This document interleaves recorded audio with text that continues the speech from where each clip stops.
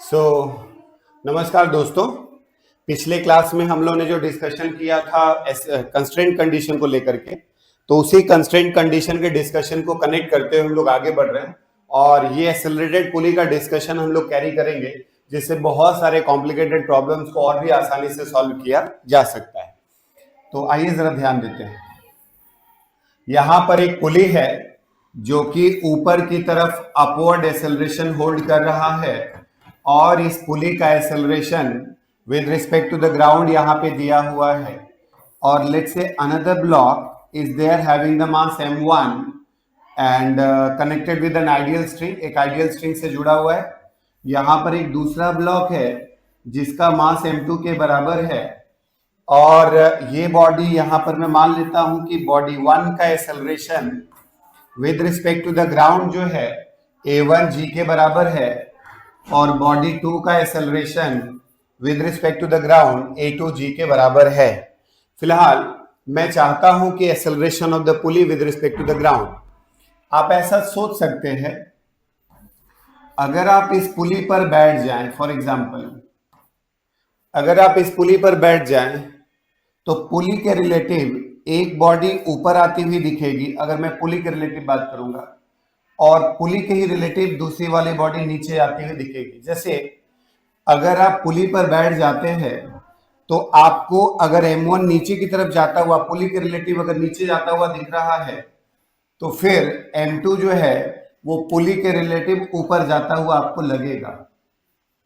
इसका मतलब ये हुआ कि अगर 1 वाला जो ब्लॉक है अगर वो नीचे की तरफ जाता हुआ आपको अपीयर हो रहा है, तो 2 वाला जो ब्लॉक होगा वो पुली के रिलेटिव ऊपर जाता हुआ दिखेगा। सर इसका क्या मतलब है बच्चा? यहां पे अगर आप देखें तो 1 with respect to the pulley जो एक्सेलरेशन होगा ठीक ऑपोजिट होगा, जितना एक नीचे जाता हुआ लगेगा वही दूसरा वाला ब्लॉक आपको ऊपर आता हुआ दिखेगा। इसका मतलब ठीक इक्वल एंड ऑपोजिट।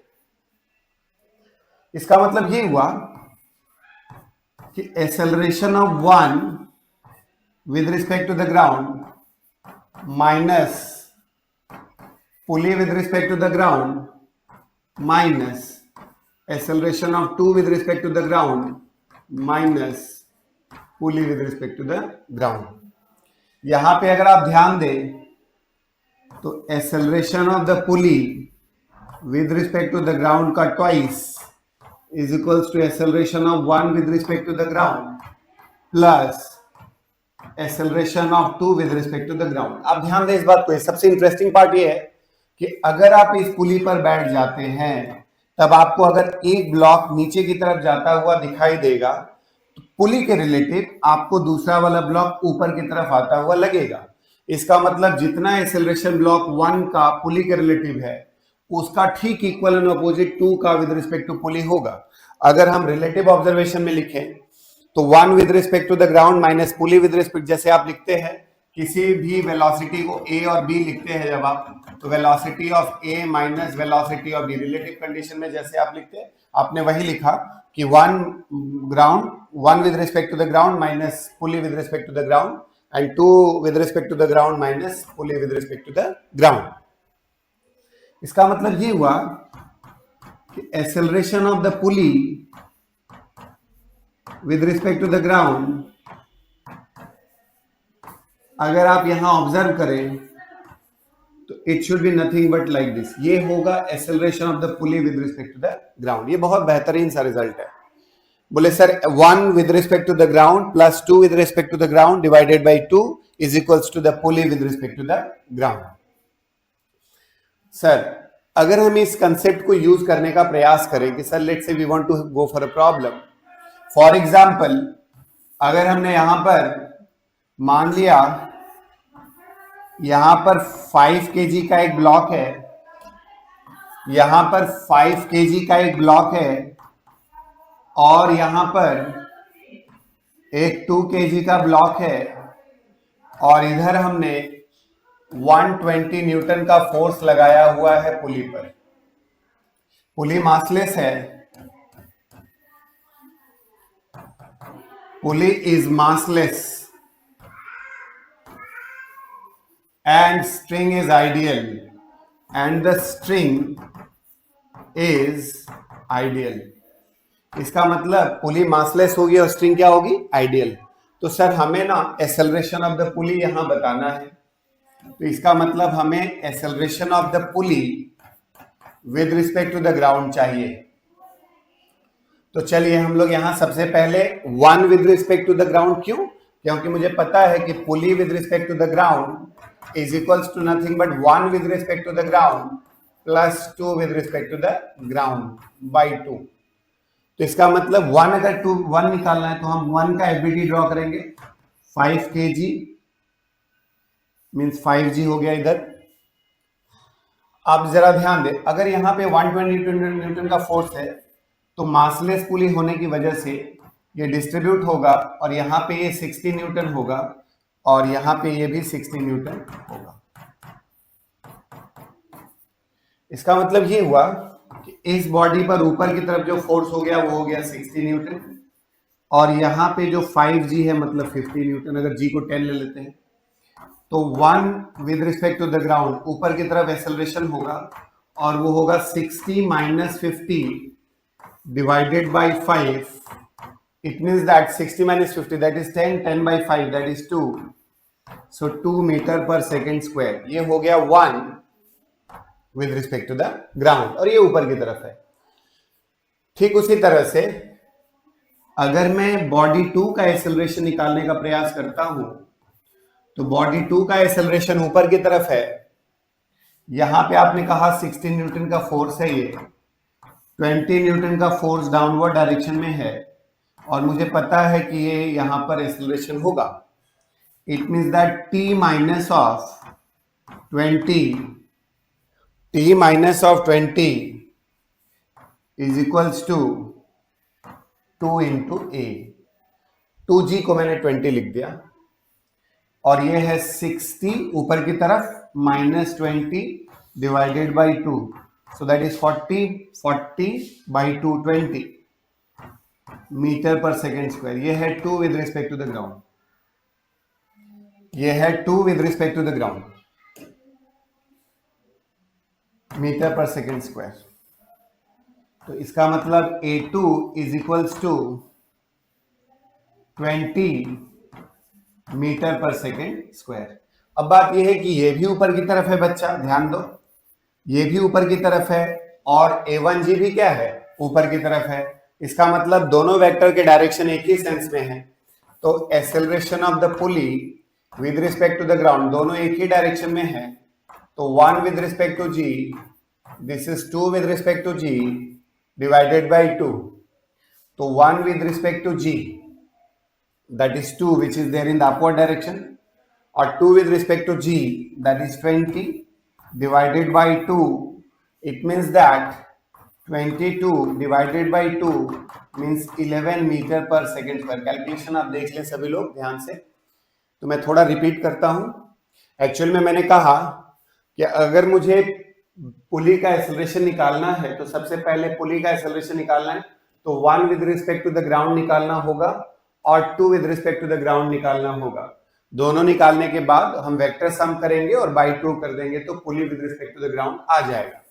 इसके लिए मैंने 1 with respect to the ground निकालने के लिए क्या किया, 5 का एक्सेलरेशन मैंने देखा भैया यहाँ पे 60 न्यूटन का फोर्स ऊपर की तरफ है और 50 न्यूटन नीचे की तरफ है, तो ये बॉडी ऊपर की तरफ ही नेट पैटर्न पर एक्सेलरेटेड होगी। तो 60 minus 50 divided by mass that is 10 by 2, 2 metre पर सेकेंड स्क्वायर। अगर दूसरी बॉडी का फ्री बॉडी डायग्राम हम ड्रॉ करेंगे तो 60 न्यूटन का टेंशन ऊपर की तरफ और 20 न्यूटन का फोर्स नीचे की तरफ, तो 60 minus 20 that is 40 by 2 means 20 metre पर सेकेंड स्क्वायर। तो ये हो गया 2 का एक्सेलरेशन। अब बात यह है कि दोनों ही A1 और A2 ऊपर की तरफ ही ग्राउंड फ्रेम में एक्सेलरेटेड है, तो मैं सिंपल 1 और 2 को एक्सेलरेट करवा के दोनों का वैल्यू ऐड करके बाई 2 करूंगा। That is 20 plus 2, 22 by 2, 11 metre पर सेकेंड स्क्वायर। ये है एक्सेलरेशन पुली का with respect to the ground. ये बड़ा बेहतरीन सा कंसेप्ट है, तो आपको समझ में आया होगा संभवतः। आपने यहां पे कहा सबसे पहले कि 1 with respect to the ground अगर पता है, 2 with respect to the ground पता है, तो हम pulley with respect to the ground पता लगा सकते हैं। That is there. नाउ अगर हम ये कहते हैं सर, लेट्स से मैंने कहा था कि हम लोग इस रिजल्ट को यूज करेंगे कंस्ट्रेंट कंडीशंस के लिए, तो अगर हम यहां पर इस पुली का acceleration with respect to the ground कहते हैं, और मैंने क्या करा, इसका एक एंड फिक्स कर दिया और यहां पर दूसरी वाली बॉडी को अटैच कर दिया, तो इसका मतलब ये हुआ कि सर अगर वन फिक्स है with respect to the ground तो इट वोंट बी एक्सेलरेटेड, और टू भी फिक्स नहीं है, तो मेरे को पता है कि वन अगर फिक्स हो गया, मैंने इसका एक एंड फिक्स कर दिया, तब उस सिचुएशन में acceleration of the pulley with respect to the ground is equals to a1g plus a2g divided by 2. Now I say that 1 with respect to the ground is nothing but 0. This is 2 with respect to the ground divided by 2. It will give you the pulley with respect to the ground. अच्छा, it's a very interesting result you see. इसका मतलब ये हुआ बच्चा कि जो acceleration है body 2 का, वो पुली के एक्सेलरेशन का डबल होगा. So acceleration of the body will be double the acceleration of the pulley. इसका मतलब ये है, आप ध्यान देंगे इस बात को, जब भी कभी कोई एक स्ट्रिंग किसी पुली से होकर गुजर रही है, जब भी कोई एक स्ट्रिंग एक पुली से होकर गुजर रही है जिसका एक एंड फिक्स है और एक एंड फ्री है, एक एंड फिक्स है और एक एंड फ्री है, तो अगर पुली का एक्सेलरेशन a के बराबर है तो फिर फ्री एंड का एक्सेलरेशन सब समय उसका डबल होता है. आप इस बात को दिमाग में रख सकते हैं. मीन्स अगर कोई एक स्ट्रिंग है जिसका एक एंड फिक्स है और दूसरा एंड फ्री है, अगर कोई एक स्ट्रिंग है जिसका एक एंड फिक्स है और दूसरा एंड फ्री, और पुली एक्सेलरेटेड है, मासलेस पुली है और एक्सेलरेटेड है, मासलेस पुली है और एक्सेलरेटेड है, तो इन दैट सिचुएशन जितना भी पुली का एक्सेलरेशन होगा, फ्री एंड का एक्सेलरेशन उसका डबल होगा. बोले sir can we execute this concept on some other things? बोले yes of course. For example हम लोग इसको कंस्ट्रेंट कंडीशन से भी डिराइव करते हैं, बट मैंने पुली के फ्रेम में ही डिराइव किया, पुली के पार्ट को समझते हुए. आप ध्यान दें, ये एक ऐसी स्ट्रिंग है जिसका एक एंड फिक्स है, एक एंड फिक्स है और एक एंड फ्री है. इसका मतलब ये हुआ कि अगर हमने पुली का एक्सेलरेशन a के बराबर लिया हुआ है तो इस फ्री एंड का एक्सेलरेशन 2a के बराबर होगा. ये मैं ऐसे ही बोल सकता हूं. नाइस सर, और कोई कंसेप्ट? बोले एकदम है हमारे पास. ध्यान देंगे आप, अगर हम यहां पर किसी ब्लॉक को कनेक्ट करते हैं और यहां पर पुली है और ये पुली ऐसे कनेक्टेड है और ये स्ट्रिंग यहां पर जुड़ा हुआ है, तो इन दैट सिचुएशन अगर आप ऑब्जर्व करें, फिर वही बात, यहां पर ये जो स्ट्रिंग है इसका एक एंड फिक्स है, वॉल से फिक्स्ड है, आइडियल है, और all the pulleys are smooth and the string is passing through the pulley and one end is free. तो पुली का एक एंड फ्री हो गया. इसका मतलब ये है बच्चा कि जो भी पुली का एक्सेलरेशन होगा उसका डबल होगा फ्री एंड का एक्सेलरेशन. मेरे को कोई प्रॉब्लम नहीं है. सो जो भी पुली का एक्सेलरेशन होगा वो फ्री एंड का एक्सेलरेशन उसका डबल होगा. फॉर एग्जाम्पल अगर हम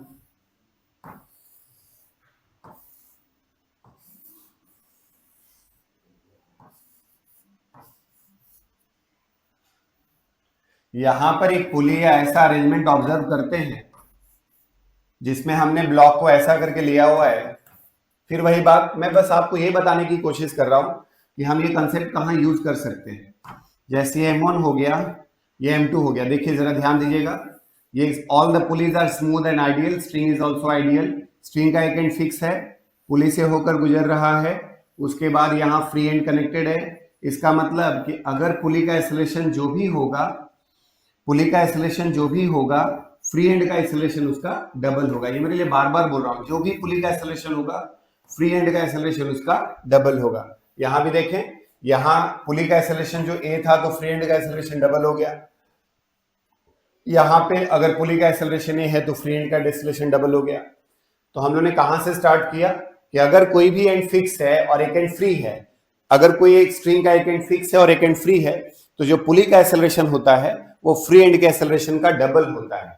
इस प्रकार ये बात है. तो मुझे लगता है कि अगर आप इस बात को बहुत ध्यान से समझें और सीखें तो यहाँ पे आप देख सकते हैं, बार बार बोल रहा हूं, एक एंड फिक्स है, एक एंड फ्री है, पुली एक्सेलरेटेड है, मासलेस है, आइडियल स्ट्रिंग्स हैं, तब उस सिचुएशन में जो पुली का एक्सेलरेशन होता है उसका एक्सेलरेशन फ्री एंड का हाफ होगा। या बोल सकते हैं कि अगर पुली का एक्सेलरेशन ए आपने एज्यूम किया हुआ है तो फिर फ्री एंड का एक्सेलरेशन डबल होगा। इस कंसेप्ट को यूज करके हम लोग काफी कंस्ट्रेंट मेथड के बहुत सारे प्रॉब्लम्स को सॉल्व कर सकते हैं और ये बहुत इजी वे में हो सकता है। तो ये है, और मुझे लगता है कि ये वीडियो आपके लिए बहुत इंफॉर्मेटिव रहा होगा या आपको कहीं ना कहीं आपकी पढ़ाई में मदद कर सकेगा। तो इसी उद्देश्य के साथ बनाया गया है, इसको बहुत ध्यान से सुने, मुझे लगता है कि बहुत काम आएगा आपके। तो ऐसे वीडियोस बनाने की मैं और कोशिश करूंगा, और हो सके तो चैनल को सब्सक्राइब करें और लाइक करें, शेयर करें, जिससे कि मेरा मनोबल और बढ़े और मैं और मेहनत करूं और वीडियो आपके लिए बना सकूं। तो बहुत बहुत धन्यवाद है आप सभी लोगों का। फिर मिलेंगे, शुक्रिया। आप सभी लोगों का दिन शुभ हो। By two all of you.